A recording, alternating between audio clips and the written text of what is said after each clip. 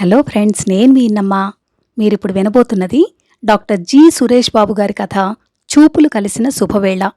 వృత్తిరీత్యా డాక్టర్ అయిన సురేష్ గారు రచనలో డాక్టరేట్ చేసినట్లుగా ఎంత బాగా రాస్తారో. ఏ అంశం తీసుకున్నా సమగ్రంగా తెలుసుకుంటారు కనుక ఆ విషయాలు కాస్తైనా కృతకంగా ప్లాస్టిక్ పూలలా కాకుండా సహజమైన మల్లెలు గులాబీల్లా భలే గుబాళిస్తాయి. మనుషుల తత్వాల్ని అంతే బాగా చదివేస్తారు. అందుకే ఆయా పాత్రలు మన పక్కింటి ఎదురింటి మనుషుల్లా తోస్తాయి. ఇప్పుడిక అసలు కథలోకి వెళ్ళిపోతాను, విని ఆనందించండి. Kacheguda railway station.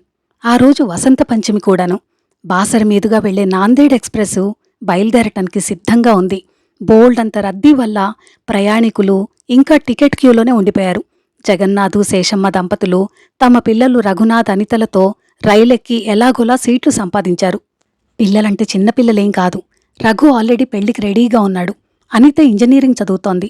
ప్రతి ఏడాది వసంత పంచమి రోజున బాసర వెళ్లి సరస్వతీ పూజలు చేసి గోదావరి నది చెంత సేద తీరటం ఆ కుటుంబానికి ఆచారం. 5 నెలల గర్భిణీగా బయలుదేరిన రైలు సికింద్రాబాద్ స్టేషన్లో ఆగంగానే నిండు గర్భిణీ రూపం దాల్చింది.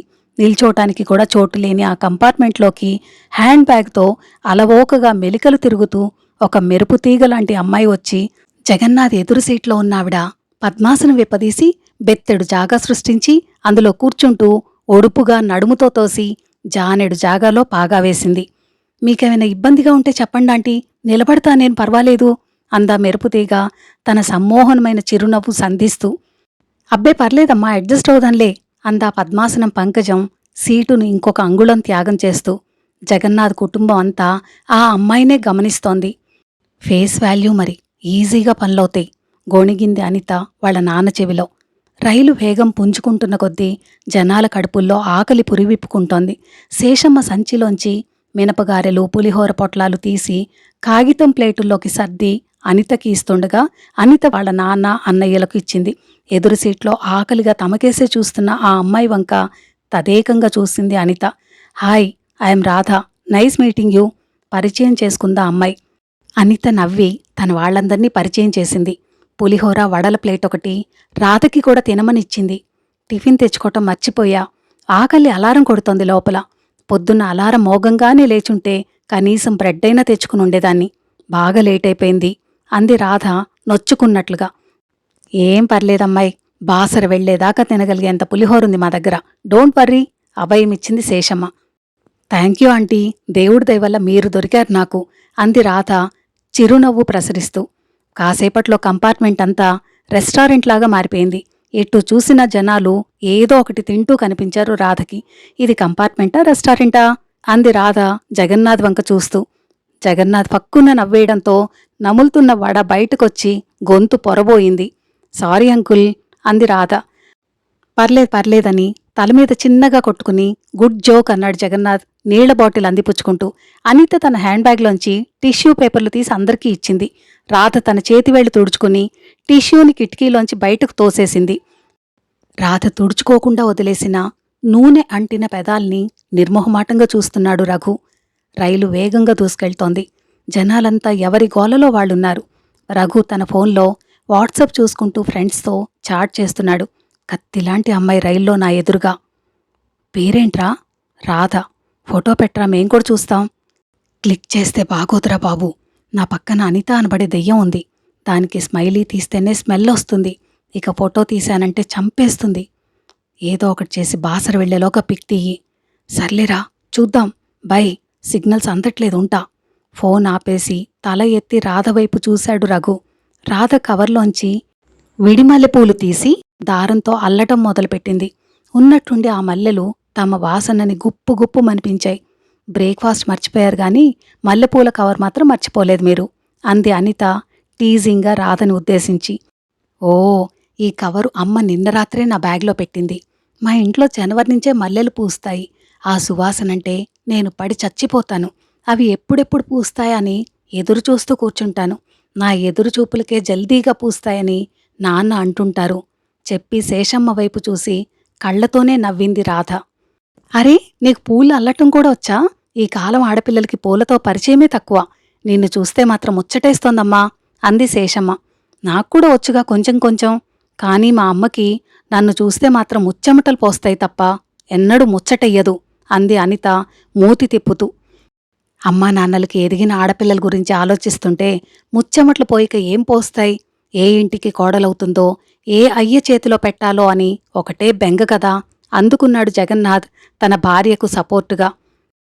ఒక పక్కన ఆ మాటలు వింటూనే రాధ మల్లెమాల అల్లటంపైనే మనసు లగ్నం చేసింది. మల్లెపువ్వులాంటి మగువ మల్లెమాల అల్లుతున్న దృశ్యం జగన్నాథ్తో సహా ఆయన కుటుంబ సభ్యులంతా ఆస్వాదించారు. రఘు ఇయర్ ఫోన్స్ చెవిలో దూర్చి పాటలు వినటం మొదలుపెట్టాడు. అది గమనించిన అనిత ఒక చెవిలో వైరు లాక్కుని తన చెవిలో దూర్చి కళ్ళింత పెద్ద పెద్దవిగా చేస్తూ, ఒరే అన్నయ్య, ఈ భక్తి పాటలెప్పటినుంచి వింటున్నావురా? నువ్వేంటి ఈ భజన పాటలు వినటమేంటి? ఏంట్రా ఇదంతా? అంది నాటకీయంగా. రఘు ఆ వైర్ లాగేసుకుని తన చెవిలో దూర్చి, హలో, ఓవర్ చేకే దెయ్యం, సాధనా సర్గం అని నా ఫేవరెట్ గాయని, ఆవిడ పాడిందని వింటున్నా. ఆమె గాత్రం ఆస్వాదిస్తానంతే. భజనలు చేసేంత వీరభక్తేని నాకు లేదు, దట్స్ ఆల్ అన్నాడు వెక్కిరిస్తున్నట్టుగా. రాధ అందుకుని, బ్రహ్మానందం కోసం సినిమాకెళ్ళాగాని కామెడీ కోసం కాదు అన్నట్టుంది టీజింగ్గా అంది. నాకు తెలుసురా బాబు నీ దొంగభక్తి, సమంత లాంటి స్మార్ట్ పెళ్ళాం కోసం కదూ అంది రాధవైపు చూసి అనిత కన్నుగీటుతూ. రఘు మొహం చూసి జాలేసిన రాధ, పోన్లే అనిత, ఏఆర్ రెహమాన్ పాడాకనే కదా వందేమాతర గీతాన్ని 100 సార్లు విన్నాను నేను. అంత మాత్రాన నాకేదో దేశభక్తి ఉందని అనుకుంటే పచ్చట్లో కాలేసినట్టే కదా అంది నవ్వుతూ. ఈ పచ్చడిలో కాలేయటమేంటమ్మా, పప్పులో కదా వెయ్యాలి అడిగాడు జగన్నాథ ఆసక్తిగా. పప్పు కిలో ధర 150 అయ్యిందిగా అంకుల్, అందుకే పచ్చట్లో అన్నా. పచ్చట్లో అయితే కాలు జారుతుంది, కాలు మండుతుంది కూడా నవ్వింది రాధ. అప్పుడు గమనించాడు రఘు రాధ పక్కనే నిలబడి పదే పదే ఆమెని తాకాలని ప్రయత్నిస్తున్న యువకుణ్ణి. అమాయకత్వం నటిస్తున్న వాడి వేడి చూపులు ఎక్కడ గుచ్చుతున్నాయో గమనించిన రఘుకి గుండె చల్లుమంది. ఒక్కసారిగా రాధ ఆకుపచ్చటి చుడీదార్ కొద్దిగా భుజం మీదకి జారింది. బహిర్గతమైన తెల్లటి రంగు ప్రాపట్టి అక్కడి నున్నటి చర్మం ఆ బిగుతుకి ఎరుపెక్కి త్రివర్ణ పతాకంలాగా కనువిందు చేస్తోంది. ఏ రాధా, భుజం మీదకి సరిగ్గా చున్నీని సర్దుకో మనసులోనే అరుస్తున్నాడు రఘు. చూస్తుండగానే రాధ బారెడంత మల్లెదండ అల్లేసి మురిసిపోయింది. దాన్ని 3 సమాన భాగాలుగా తెంపి శేషమ్మకు అనితకు ఇచ్చి పెట్టుకోమంది. తన భాగం తాను జడలో తురుముకుంది. ఇంతలో ఒక ముసలావిడ జామపళ్ల బుట్ట జరుపుకుంటూ తెచ్చి రాధ కాళ్ల పక్కనే పెట్టి కిలో 30 అంటూ ప్రకటించింది. ఆ పండ్లబుట్ట వల్ల వాడు రాధవైపు ఓరిగి తమాయించుకుని, ఏయ్ ముసలి, కిలో 10కిస్తావా అని జగన్నాథ్ వంక చూశాడు. జగన్నాథ్ ఆ ముసలావిడి వంక జాలిగా చూసి, 20కిస్తుండొచ్చు అని శేషమ్మతో అన్నాడు. 10కి రాదు, కిలో 20కైతే ఇస్తా అంది ఆ ముసలమ్మ. నీ యవ్వ, పుక్కడికొచ్చినాయి కూడా 20, 30 అని అమ్ముతున్నావు, తీని బుట్ట అవతలికిది అంటూ వాడు జగన్నాథ్ వైపు చూస్తూ, సార్, వీళ్ళ అడవుల్లో తిరుగుతూ కనిపించిన చెట్టునల్లా ఒలిచి జాంపండ్లు, సీతాఫలాలు, చింతపండు, తేనె ఇష్టమున్నట్టు దోచుకున్నదిగాక దానికో రేటు పెట్టి తగ్గించకుండా అమ్ముతారు. ఇది ఎంత పెద్ద మాఫియానో ఎవ్వడు గుర్తుపట్టడు అన్నాడు తానేదో పరిశోధన చేసినంత ఫోజిస్తూ. వాడి బోడివాగుడు జగన్నాథ్కి అస్సలు నచ్చలేదు. ఇక రఘు ఆపుకోలేకపోయాడు. హలో బాస్, ఏది మాఫియా అంటున్నావు? ఒక్కసారి ఆమె వేసుకున్న బట్టలు చూడు, గుడ్డతో కుట్టిన కళ్ళజోడు చూడు. ఆమె చీరని మనం ఇంట్లో మసిగుడ్డలాగా కూడా వాడలేం. అంత బరువున్న బుట్టని తోస్తూ మోస్తూ అమ్మితేగాని పొట్టగడవని పరిస్థితి ఆమెది. ప్రకృతి ఫలాల్ని వృధాగా పోనీకుండా తెంపుకొచ్చి మనదాకా తెస్తే అది మాఫియానా? ఇవే పళ్ళు 50, 60కి సూపర్ మార్కెట్లో కొంటున్నాం కదా, దాన్ని దోపిడీ అనవేం? ఎమ్మెల్యేలు, ఎమ్మెల్సీల అండతో పుణ్యానికి దొరికే ఇసుకని కూడా అడ్డగోలు రేట్లకి అమ్మి సొమ్ము చేసుకుంటున్నారే, అది మాఫియా అంటే, ఇది కాదు అన్నాడు చాలా చిరాగ్గా. పక్కనున్న జనాలు కూడా అవును అనటంతో ఇక వాడు అవాక్కైపోయాడు. పరువు పోకుండా 20 ఇచ్చి కిలో జామకాయలు తీసుకుని కోయించి ఉప్పు కారం దట్టించి 2 ముక్కలు రాధకి ఇచ్చాడు. రాధ వద్దన్నలేక తీసుకుని వాటిని పక్కనే ఉన్న పంకజానికి ఇచ్చేయడంతో వాడి ముఖం వాడిపోయింది. రఘు ముఖం వెలిగిపోయింది. రైలు కామారెడ్డి స్టేషన్లో ఆగంగానే కంపార్ట్మెంట్ సగం ఖాళీ అయిపోయింది.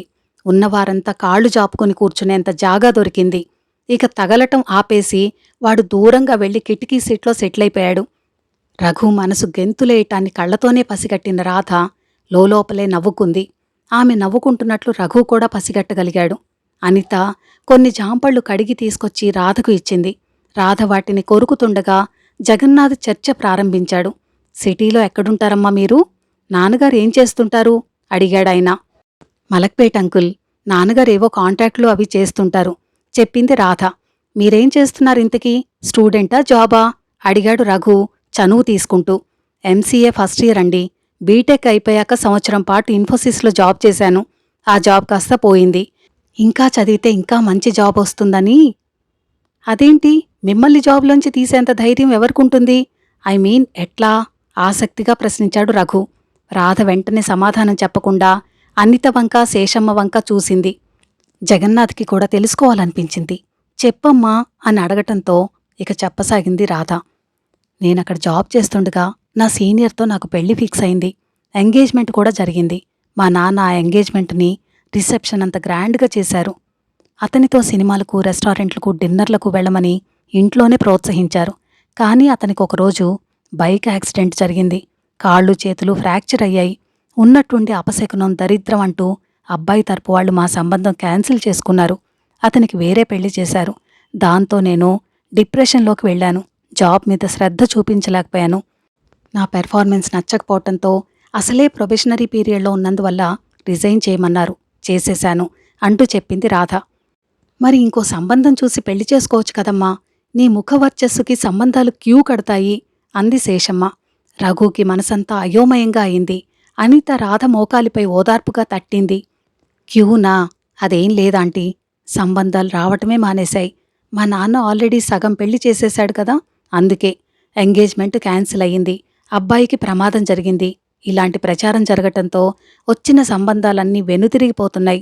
రాధ కళ్లల్లో సన్నటి నీటి పొర. ఇందులో నీ తప్పే ఉందమ్మా. ఎంగేజ్మెంట్ క్యాన్సిల్ అవుతుందని మీ నాన్నకు మాత్రం ఏం తెలుసు పాపం. కన్న తండ్రిగా తన బాధ్యత తను నెరవేర్చాడు అనునయించబోయాడు జగన్నాథ్. మీరే చెప్పండి అంకుల్. నిశ్చితార్థాన్ని పెళ్లి రిసెప్షన్ అంత గ్రాండ్గా చేసి ఫోటోలు, వీడియోలు తీసి ఖర్చు పెట్టడం, ప్రచారం చేయటం అవసరమా? ఆ అబ్బాయి మద్యం సేవించి బైక్ మీద నుంచి పడిపోతే దానికి నేనెలా బాధ్యురాలనవుతాను? జాతకాలు కుదిరాయనే కదా ముహూర్తాలు పెట్టుకున్నారు. మళ్లీ నా వల్ల అతనికి ప్రాణగండం ఉందని, నన్ను చేసుకుంటే దరిద్రమనే వంకతో పెళ్లి రద్దు చేసుకుంటే దానికి నేనేం చెయ్యగలను అంకుల్? నేనేం పాపం చేశాను? శిక్ష నాకెందుకు వేశారు? అనిత, నువ్వు చెప్పు. ఇదే ఇష్యూ నీకు జరిగితే నువ్వైతే ఏం చేస్తావు? అంకుల్, మీరైతే మీ అమ్మాయికి ఇంకొక సంబంధం తేగలరా? ఆక్రోశంతో ప్రశ్నించింది రాధ. జగన్నాథ్, శేషమ్మ ఒకరి మొహాలొకరు చూసుకున్నారు. అనిత సానుభూతిగా ఏదో అనబోతుండగా, no, it's okay Anita, I'm fine. మీరు అడిగారు కాబట్టి ఇదంతా నేను చెప్పాల్సొచ్చింది. నాలాంటి పరిస్థితి ఏ ఆడపిల్లకు రాకూడదు. మగవాడి తప్పులకు ఆడదాన్ని బలిచేసే ఈ సమాజంలో మార్పు రావాలని ఈ బాసర అమ్మవారిని నేను ప్రార్థిస్తున్నాను. సారీ, కొంచెం ఎమోషనల్ అయ్యాను అంది రాధ అందరి వంక చూస్తూ. అందరూ మూగబోయారు. రైలు బాసర చేరుకోగానే అందరూ తమ తమ ఆలోచనల్లోంచి తేరుకుని రైలు దిగారు. బై చెప్పి నిష్క్రమించబోతున్న రాధను తమతో బాటే వచ్చి అమ్మవారి దర్శనం చేసుకోమని అడిగాడు జగన్నాథ్. రాధ కాసేపు తటపటాయించి సరేనంది. గుడి ప్రాంగణమంతా అక్షరాభ్యాసాలతో కళకళ్లాడుతోంది. దర్శనానికి పెద్ద పెద్ద క్యూలు తయారయ్యాయి. అప్పటికే ఈ ఏడాది రష్ బాగా పెరిగిపోయింది. ఇంతకుముందు ఇంత లేకుండే. దర్శనానికి చాలా టైం పట్టేటట్టుంది అంటూ జగన్నాథ్ గొణుక్కున్నాడు. ఆయన విసుగుని గమనించిన రాధ 2 నిమిషాలు ఆలోచించింది. సరాసరి దేవస్థానం ఆఫీసులోకెళ్లి అధికారిని కలిసింది. పరిచయం చేసుకున్నాక, సార్, నా దగ్గర మినిస్టర్ లెటర్ అంటూ ఏదీ లేదు. అయినా కూడా మీరు తప్పకుండా సహాయం చేస్తారన్న ఆశతో వచ్చాను. దర్శనం క్యూలో ఇప్పుడు నిలబడితే సాయంత్రం హైదరాబాద్ రైలు అందుకోవటం అసాధ్యం. రాత్రికి ఇంటికి చేరుకోకపోతే ఇంట్లో పేరెంట్స్ టెన్షన్కు గురవుతారు. మీరే ఎవరినైనా పంపి మమ్మల్ని గర్భగుడి దాకా వదిలితే చాలు సార్, మీ మేలు ఎన్నటికీ మర్చిపోలేను అంటూ చేతులు జోడించింది. ఆ అధికారి చిరునవ్వు నవ్వి, పిల్లలు రాత్రి వరకు ఇల్లు చేరుకోకపోతే ఎలా ఉంటుందో నాకు తెలుసమ్మా. ఈసారి రష్ ఇంత ఎక్కువగా ఉంటుందని మేం కూడా ఊహించలేదు. సరే, మా వాడొచ్చి మీకు అతి శీఘ్ర దర్శనం చేయిస్తాడు అంటూ కాలింగ్ బెల్ నొక్కాడాయన. దర్శనం అయిపోయాక శేషమ్మ ఉండబట్టలేక అడిగింది, ఏమ్మా, ఈ గుడి అధికారి నీకు తెలిసినవారా అని. అయ్యో లేదాంటీ, వెళ్ళి కలిసి పరిస్థితి వివరించాను. ఏ ఆడపిల్ల తండ్రో అయ్యుంటాడు, కన్సిడర్ చేశాడంతే అంటూ చెప్పి హాయిగా నవ్వింది రాధ. గోదారి గలగలా శబ్దం వినిపించటంతో పాటు కనిపించినట్టు కనుల విందుగా ఉంది రాధ నవ్వు అనుకుంది శేషమ్మ. నీ ఆత్మవిశ్వాసం నాకు నచ్చిందమ్మా, కీపిటప్ అభినందించాడు జగన్నాథ్. అంతా గోదావరి స్నానఘాట్ దగ్గరకు వెళ్లారు. నెత్తిన నీళ్లు చల్లుకున్నారు. రఘు నీళ్లల్లోకి దిగాడు. అనితను కూడా నీళ్లల్లోకి తీసుకెళ్లాడు. వాళ్ళిద్దరూ నీళ్లల్లో ఆడుకుంటూ ఉండగా జగన్నాథ్ కాస్త దూరంలో ఫోన్లో మాట్లాడాడు. ఏమైంది? ఏమన్నారైనా అడిగింది శేషమ్మ. రాత్రికి ఇంటికెళ్ళాక ఫోన్ చేసి మాట్లాడాలి మళ్ళీ చెప్పాడు జగన్నాథ్ రాధవంక చూసి నవ్వుతూ. రాధకు తెలుసు జగన్నాథ్ అంకుల్ ఆ ఫోన్ ఎవరికి చేశారో. రైల్లో హైదరాబాద్కి తిరుగు ప్రయాణంలో మోహన్ రావు మళ్లీ కాల్ చేశాడు. ఈసారి శేషమ్మ కూడా మాట్లాడింది. ఫోన్ పెట్టేశాక రాధతో, ఈ మోహన్ రావుకు మీ నాన్న కూడా తెలుసమ్మా. 6 నెలల క్రితం నీ సంబంధం ప్రస్తావనకు వచ్చింది. అయితే ఇలా నిశ్చితార్థం జరిగిందని, ఆ తర్వాత నీ పెళ్లి క్యాన్సిల్ అయ్యిందని తెలియటంతో ఇక అంకుల్ నీ ఫోటో కూడా చూడకుండా ఈ సంబంధం వద్దన్నారు. కానీ దానికిప్పుడు మేమెంతో బాధపడుతున్నాం. నువ్వు చెప్పిన విషయాలన్నీ విన్న తర్వాత మా తప్పు తెలుసుకున్నాం. ఇక నిన్ను వదిలే ప్రసక్తే లేదు అందావిడ ప్రేమగా. అనిత 2 పిడికిళ్ళు బిగించి థమ్సప్ చూపించి నవ్వింది. రఘు ఆనందానికి హద్దుల్లేవు. ఇంకా 2 రోజుల్లో రఘు రాధల నిశ్చితార్థం జరుగుతుందనగా వాట్సప్లో రఘుకి రాధ ఒక సందేశం పెట్టింది. హాయ్ రఘు, నిశ్చితార్థానికి ముందే నీకో విషయం చెప్పి తీరాలి. హాయ్ రాధా, ఏంటి సంగతి? షాకింగ్ న్యూస్, పర్లేదా? భయపెట్టకు, పెళ్లి క్యాన్సిల్ అని మాత్రం చెప్పకు ప్రియా. అదేం కాదులే గాని జస్ట్ ఏ కన్ఫర్మేషన్ అంది రాధ. ఏంటది, త్వరగా చెప్పేయ్ అన్నాడు రఘు. మీ ఫ్యామిలీ బాసర్ వెళ్తోందని నాకు క్లూ ఇచ్చింది మోహన్ రావు అంకులే. ఫేస్బుక్లో మోహన్ రావు అంకుల్ అకౌంట్లో మీ ఫోటోలు చూశాను. మీరు పెట్టిన పోస్టులు చూసి మీరేంటో తెలుసుకున్నాను. మీరు నాకు సరిపోతారు అనిపించింది. అందుకే ఆ రోజు రైల్లో మిమ్మల్ని ఫాలో అయ్యే సాహసం చేశాను. నా ఆత్మవిశ్వాసం, మోహన్ రావు అంకుల్ ఇచ్చిన ధైర్యం వెరసి మీ కుటుంబాన్ని నేను కన్విన్స్ చేయగలిగాను అంటూ చెప్పింది రాధ. నువ్వెంత తొండి, నేనస్సలు ఒప్పుకోను నవ్వుతూనే అన్నాడు రఘు. లేకపోతే నేనేం తప్పు చేశానని అంకుల్ కనీసం నా ఫోటో కూడా చూడకుండానే రిజెక్ట్ చేశారు? ఇంకో విషయం చెప్పనా, నాకు రైల్లో సీటిచ్చిన పద్మాసనం పంకజం నా కజినే. అవునా? కొంపదీసి ఆ జాంపండ్ల ముసలావిడ మీ నానమ్మ కాదు కదా? యూ, ఇట్స్ ఓకేరా. మోహన్ రావు అంకుల్ ఆ రాత్రే మాకు జరిగిందంతా చెప్పేశారు. గెట్ రెడీ ఫర్ నిశ్చితార్థం.